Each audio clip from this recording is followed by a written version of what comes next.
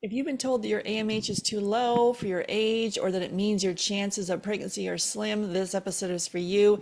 AMH is not just a fertility number, it's a signal about what may be happening in your body, and it deserves a closer look. Today, you'll learn what AMH values look like across different ages, why low AMH should not be ignored, what other basic tests you need to look at beyond the AMH, and how women like Heather, our client, were able to move forward successfully even when she had super low AMH and told donor eggs were her only option. Let's go. Welcome back. I'm Sarah Clark, founder of FabFertile. For over a decade, my team and I have helped hundreds of couples improve their chances of pregnancy success, whether naturally or through IVF.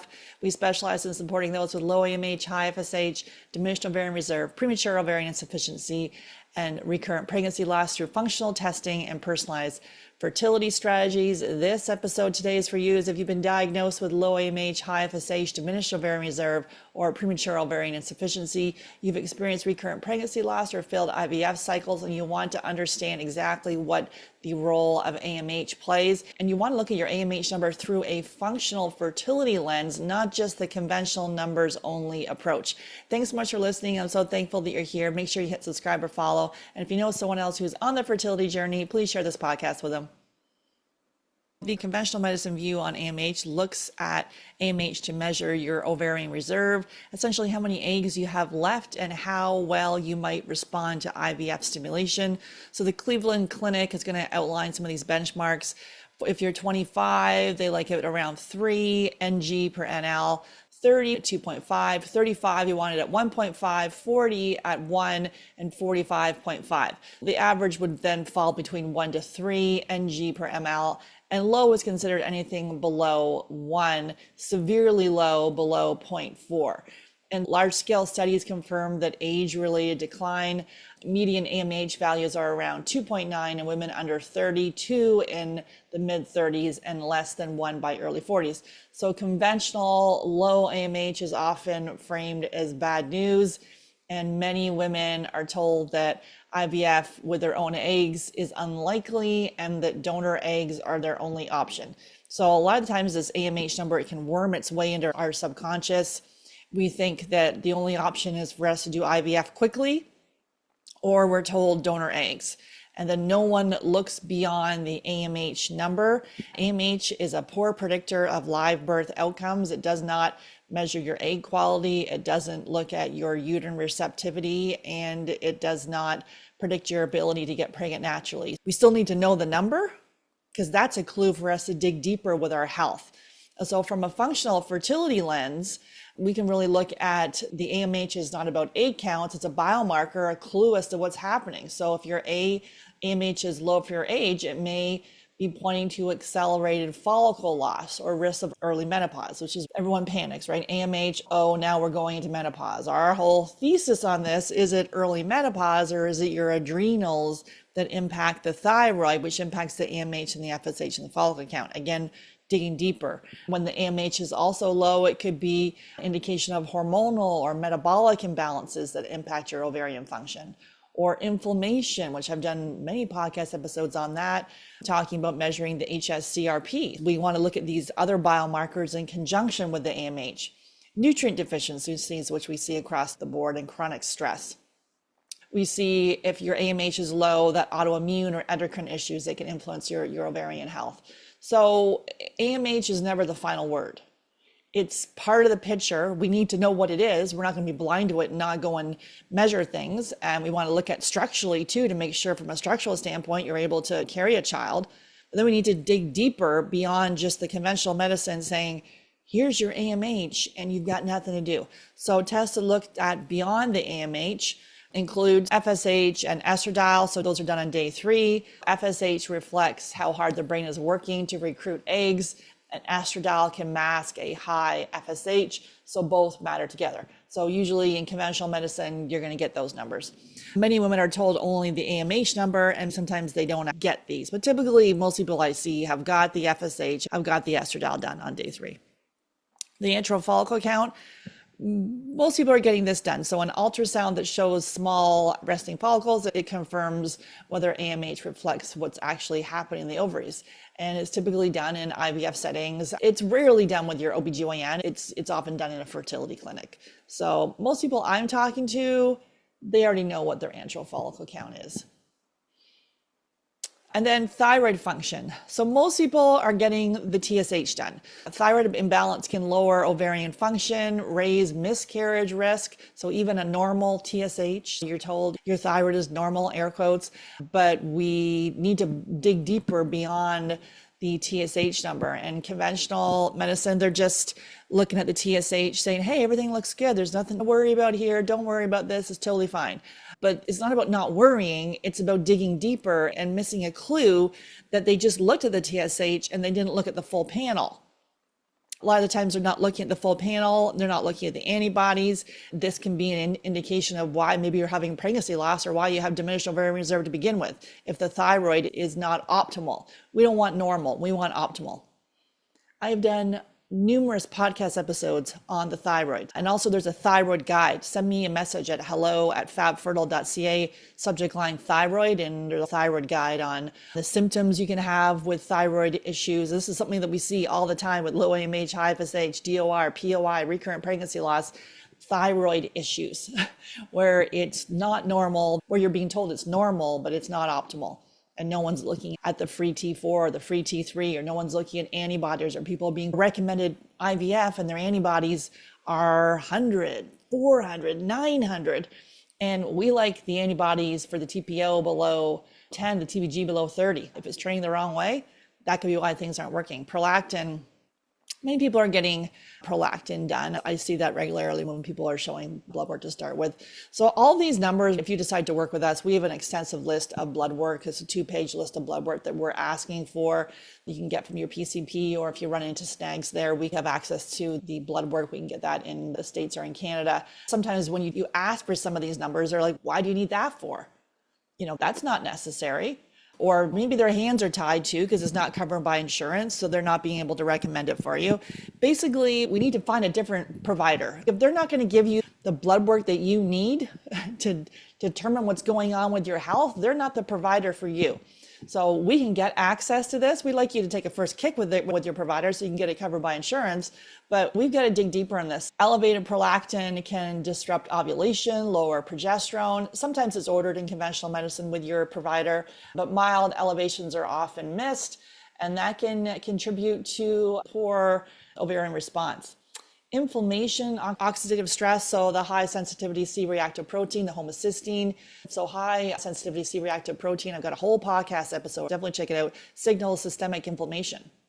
So a lot of times it could be the chronic stress and then tips all the biomarkers the wrong way, and you've got all this internal inflammation going on. Elevated homocysteine is linked to poor egg quality and pregnancy loss, and not assimilating some of your B vitamins. So we see that MTHFR gene variant. There's a whole podcast episode I have on homocysteine. In conventional medicine, this is rarely checked. In functional fertility lens, we always look at this to identify those hidden inflammatory or vascular risks. We need to make sure things are optimal there. Vitamin D deficiency is going to lower IVF success, impact egg and embryo development. I cannot tell you the number of people, that I speak with that they've either been told that their vitamin D is normal. I ask what it is. They tell me it's 30. Anything over 30 is normal. In conventional medicine, we like it between 60 to 80. I've got people saying, oh yeah, my vitamin D was low, but I started supplementing with it. So supplementation can be good. We need to see why is it low, and typically because there's gut issues going on in there, you're not absorbing it. Also, there could be genetic issues as well. So it is multifactorial, and supplementing can be part of the equation, but just doing that by itself is not going to give you the best results. Vitamin D can lower IVF success, impact egg and embryo development. Conventional medicine, it's not part of the standard fertility labs. It's a simple test that is often missed, and it is a clue for us to dig deeper. If you've got your vitamin D in the single digits or teens or below 30, we have got to work on your health. We don't just race ahead to IVF. We don't just take the vitamin D3 and K2, although we do, but we need to dig into why it's low to begin with. Iron and ferritin, I've done many episodes on this too. Ferritin will show the iron storage, so low levels will impair egg development and early pregnancy support. And so in conventional medicine, the hemoglobin may be checked, but typically the ferritin is overlooked. It's more sensitive and gives the real picture. We like before IVF, the ferritin would be around 80 to 100. We regularly see another theme with the low AMH piece is that we see the iron being low, and then the iron impacts the thyroid. This is all connected. It's not just, oh, well, I've been anemic for years. I've been taking iron transfusions and then wonder why the AMH is low and you've been told that donor eggs are your only option. We've got to take our health in our own hands and get a team that doesn't gaslight you and think that you're bananas because you're saying there's something wrong here. They're like, don't worry, everything's normal. It's not normal. We want to make sure things are optimal. So we need to be our own advocate. Celiac screening, we do need to be careful of the celiac screening saying, oh, wait, I got tested for celiac and everything was great. I did the test here and it came back. I don't have celiac. Woohoo, I'm going to eat all this gluten. So I'm going to tell you a theme that we see with low AMH is non-celiac gluten sensitivity. Undiagnosed celiac disease is linked to diminished ovarian reserve, miscarriage, and poor fertility treatment outcomes. So actual full-blown celiac. But what we see with people that have DOR, POI, low AMH, high FSH, recurrent pregnancy losses, they are very sensitive to gluten. So even having a crumb, I got people that saying that they're gluten-free and then they go to church and have the wafer for communion, and next thing you know, that's causing inflammation in your body. So we have people taking out gluten and dairy for 60 to 90 days and then also doing food sensitivity testing to be able to reduce inflammation in a targeted manner and do this very systematically. We need to reduce inflammation. So send me a message at hello@fabfertile.ca, subject line 10-day. I'll send you that elimination diet. But this piece is key. The gluten side of things is overlooked. It's not part of routine labs. It's a critical test, especially if you've got unexplained fertility. Don't even listen to that. They're telling you it's unexplained. We've got someone that had unexplained infertility and she's pregnant with twins right now. So it was not unexplained. She had a whole host of different health issues that we worked on and she made the changes. And also people that are dealing with pregnancy loss. Like this stuff is heartbreaking. We've just really got to get the right team. It's not about excluding your REI or your OBGYN. We have an OBGYN with a functional medicine background as part of our team. We need to look at the nutrition side of things and then the mindset, regulating your nervous system. If you're in the fight or flight because your nervous system is so dysregulated from all the stress that you're going through here, I'm just blowing a whole bunch of stuff out here. This is emotional stuff. It can impact every aspect of your life. We've got to really be kind and gentle with ourselves. And each day we make small steps and advocate for ourselves and know there's things we can do and not just, oh, wait, it's the AMH. I better save up all my money for IVF. Well, I see people doing that and they've thrown all their money in the garbage. It's because it hasn't worked. They've had poor retrievals. The transfer didn't work. And then their health is even worse. They come off an IVF cycle. Their hormones are all over the place. And then they think they're going into menopause because they've got all these perimenopausal symptoms. We need to step back and be able to reset the body. Your body is not broken. It wants to procreate. Something is happening right now and it's trying to protect you, trying to keep you alive and not able to sustain life. So we need to be able to look at this in a systematic way. Autoimmune markers, I've done many episodes. I did an episode on the ANA, so the anti-nuclear antibodies, and really why these are key. And typically autoimmune activation can damage ovarian reserve. It can impact your implantation. It's dismissed as unnecessary in most clinics. And it's essential when you have recurrent pregnancy loss or failed IVF or that air quote unexplained piece. So if you've got a full-blown autoimmune disease, you've got Hashimoto's or celiac or MS, or you've got rheumatoid arthritis, ulcerative colitis. I've got people coming in saying they have Crohn's or colitis, and then they're just wondering why they're being told it's unexplained, or they're wondering why their AMH is low. With Crohn's or colitis, you're not even absorbing all the nutrients. I got people that have bariatric surgery and wondering why they've had their stomach reconstructed and there's huge nutrient deficiencies going on in here and wondering why their hormones are at risk. So the health of the gut is key. I've done many episodes on that. So the bottom line here is, to me, it's good news. It's not just, oh, wait a minute, there's nothing I can do. I just need to save my money for IVF. Again, we're not opposed to IVF. You can deploy it when it makes sense, but just getting the AMH number, being given a diagnosis and being told that IVF or donor eggs are your only option is not serving you. You can deploy it when you see fit, when you take at least 6 months to be able to work on your health. And I know if you're in your 40s, you're like, there's no way I cannot try for 6 months. But I just see people that if they do continue to try, they can have a pregnancy loss because the body's not able to sustain it. That sets you back even more time. And then they keep going cycle after cycle, and all those hormones on your body. We don't know the long-term side effects of pumping your body full of this piece. Like right now, your body, she's like yelling at you, saying something is wrong. Something is not working. Otherwise, you'd be pregnant. And so if we do this in a systematic way, looking at the testing, not just throwing a bunch of superfoods, reading books and listening to a podcast, but we need to be able to get your tests, your results, and invest in that piece. Otherwise, you're just throwing good money down the drain. Some of these biomarkers can be overlooked: the high sensitivity C-reactive protein, the homocysteine, the vitamin D, the ferritin, the celiac screening, the autoimmune side of things. Those are underlying imbalances that can impact your egg quality and pregnancy success. To share a success story, we had Heather came to see us, and many people that we work with, they've been told that their AMH is way too low for their age. Heather came to see us and her AMH was low. She was told donor eggs were her only option.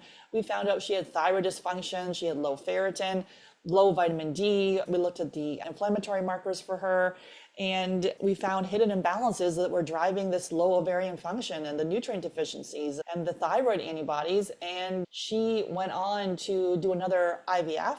Before that, she'd had 3 failed cycles. Nothing had worked. Her partner, we also look at her partner too. His health matters. It's not just you over here making all these changes and I don't know what I can do.